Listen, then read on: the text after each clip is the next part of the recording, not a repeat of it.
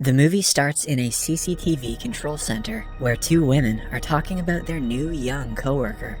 He is wearing sunglasses indoors, which the women think is weird.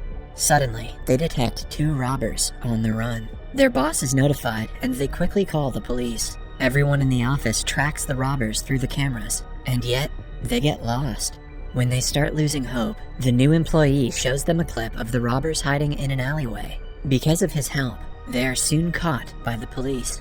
The employee's name is Yo Jang-bu, and he has a rare genetic condition that makes him see everything in slow motion. Using his disorder, he was able to see where the robbers went, even though they were moving at a high speed. When Jang-bu was in class 5, he took part in a relay race with his childhood crush, Bong Soo-mi. That was when he first started to see things in slow motion. His parents took him to Dr. Seok, who diagnosed him with dynamic visual acuity, a rare disorder that enables him to visually perceive fine detail in a moving object that ordinary people cannot, as if he's seeing the world in slow motion. To prove that Jang-bu does in fact have the disorder, the doctor throws a baseball at him at high speed, which he catches with ease. Had the test failed, Jang-bu could have sued that doctor's ass. The doctor advises him to wear sunglasses at all times for comfort. After Jang-bu is diagnosed, his father flies to a foreign country to earn money for his treatment. Jang-bu is left at home with his mother and younger sister. He claims that the disorder has been a blessing and a curse at the same time. Although he could watch the wind move women's skirts in slow motion, he was bullied in school for his sunglasses. His only friend then was Soo-mi, who he started to fall in love with. But as time passed, Soo-mi got severely bullied for being his friend, and so she left him. Following that, Jang-bu has never had a friend. He wanted to lose his eyesight altogether, so he watched TV all the time. His vision didn't really get worse, but he developed an obsession with K-dramas, a fate worse than blindness. He learned all the social skills from the actors in the drama, but never got out of the house to practice them. His father refused to return to Korea, even during the holidays, to continue to save money. But it all went to waste when one day he died because of an accident in the workplace. Following the death, the only man that Jang-bu is close to is Dr. Seok. He advises him to see the world outside of his room and help his family with money. That is why Jang-bu starts to work in the CCTV control center. In a monologue, he claims that he likes to watch people on the screen because it reminds him of dramas. The only difference is that in this drama, everyone is the lead actor.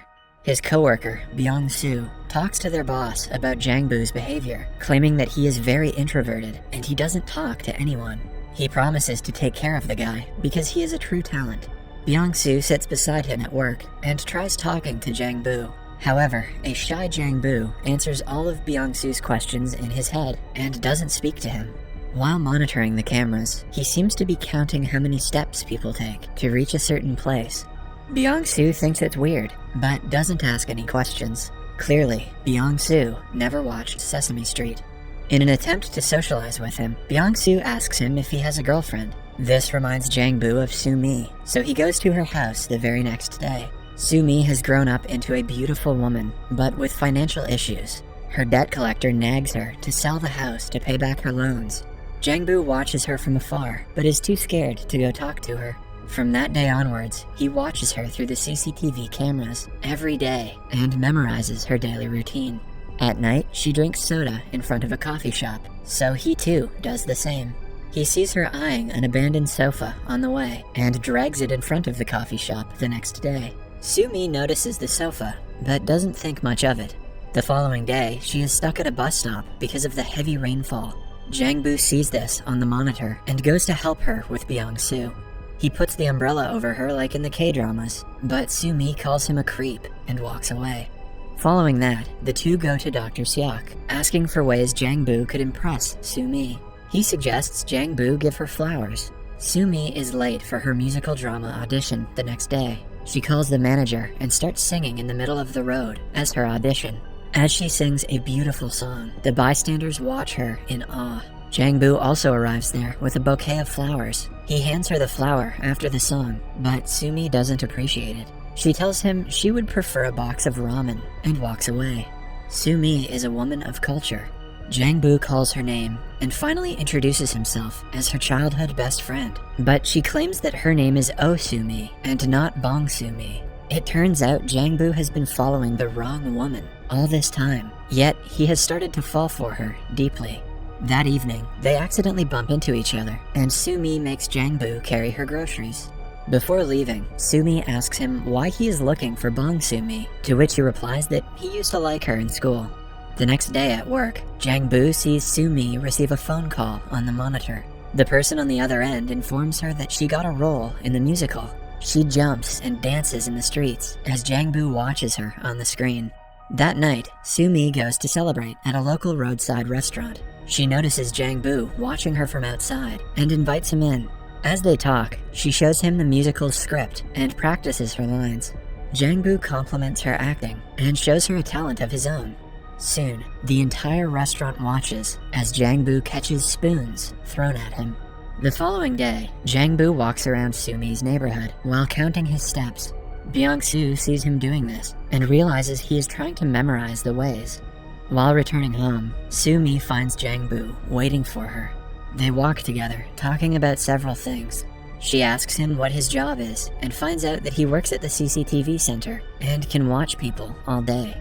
They shop in front of the cafe that Soo-mi always stares at. She reveals that she has a crush on the cafe's owner and gushes about him owning a car. A jealous Jang-bu stares at the owner for a long time.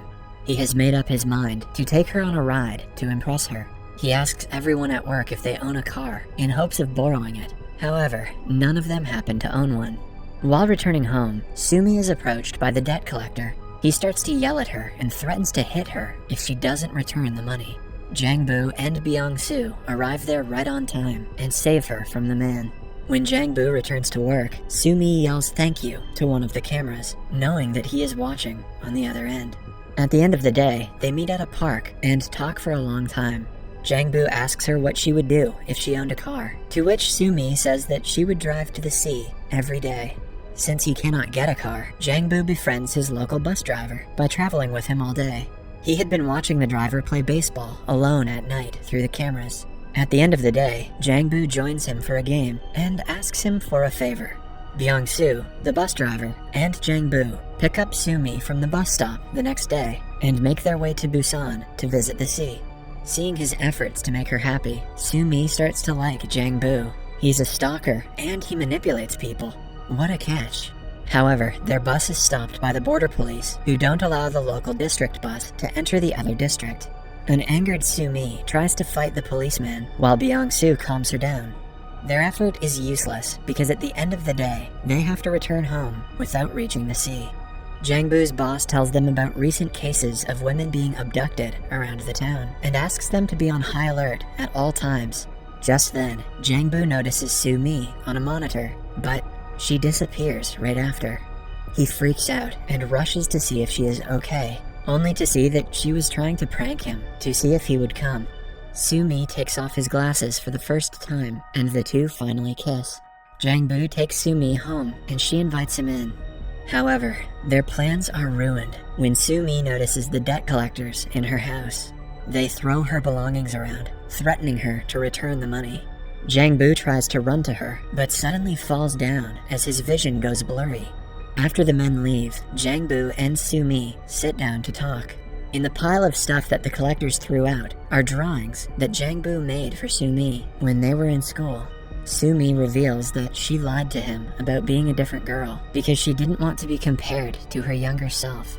Jang-bu, who really should have seen this twist coming, keeps quiet the whole time as Soo-mi looks at the drawings while smiling. He visits Dr. Seok the next day, informing him that his eyes have gotten blurry.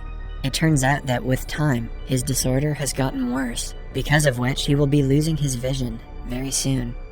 Jang-bu had known that he would eventually go blind one day. That is why he has been counting steps everywhere he goes, so it would be easier for him when he loses his vision entirely. While Jang-bu is troubled by his worsening vision, Soo-mi is worried about her debt. She sells her house and gathers enough money to pay her creditors back, but now she has nowhere to live. Jang-bu watches her on a screen while she talks to a shopkeeper with a box of her belongings. Suddenly, his coworker notices a car suspiciously circling the same area. She looks closely at its license plate and notices that the car belongs to a kidnapper on the run. She notifies the boss, and the police are informed immediately. However, they lose sight of the car, and at the same time, Jang Bu loses sight of Sumi.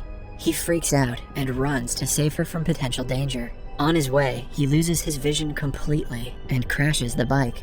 Byung-soo notices this through the cameras and runs to help him. Sumi, on the other hand, is approached by a strange man who grabs her arm, but before he can take her away, Jang Bu starts to run towards them. The abductor runs away, but Jang Bu almost crashes into a bus. The police arrive and take Sumi in for interrogation. Now, Jang Bu is left alone in the streets and is helped by Byung-soo. He cries while holding his friend, devastated at losing his vision. Several days have passed since the incident. Sumi gets busy with her life and doesn't contact Jang Bu. She looks at the CCTV cameras often when she misses him. A few months later, she notices Jang Bu inside her favorite cafe. She happily approaches him and waves her hand, but is shocked when Jang Bu brings out his stick and walks the other way. She follows him around the town and finally reaches an art gallery that is filled with paintings of her that Jang Bu has drawn. In a monologue, Jang Bu says that he has lost his vision, but he still remembers her. The next day, Sumi again follows him, but this time he asks her where she wants to go. She realizes that he can sense her, and the movie ends as the two hug. Subscribe for new videos update and turn on notifications and leave a like to help the channel out. Thank you for watching.